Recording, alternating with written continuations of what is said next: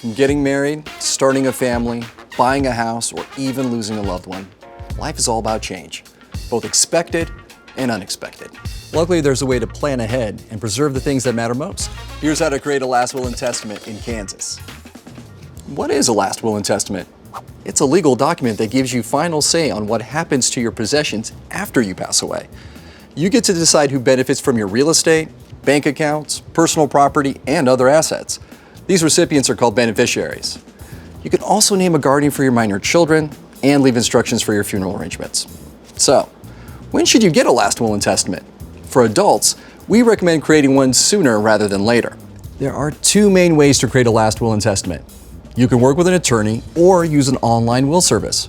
Remember, wills have different requirements based on state law, so you'll want to make sure that yours is legally valid in your state. LegalZoom makes creating your last will and testament simple with options for DIYers or extra help with attorney assistance.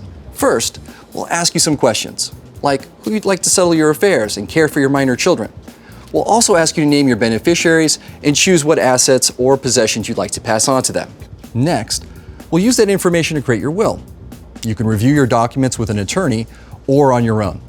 Once you're satisfied with your will, you'll need to sign the document in accordance with your state's laws. But don't worry, you can continue to make updates to your will as your life evolves. Now that you know how to get started with your last will and testament, let's talk about some other legal documents you might hear about. An estate plan lets your heirs, family members, and the world in some cases know how you want your property distributed upon your death. Now, there are two main mechanisms regarding that. The first is a will. The second one is a trust. A will is a document that says, when I die, this is where I want my property to go. The advantage to a will is it's inexpensive up front. The other option is a trust.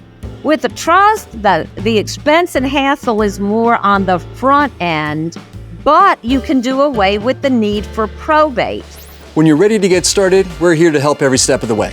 Visit us at LegalZoom and start your last will and testament in just 15 minutes.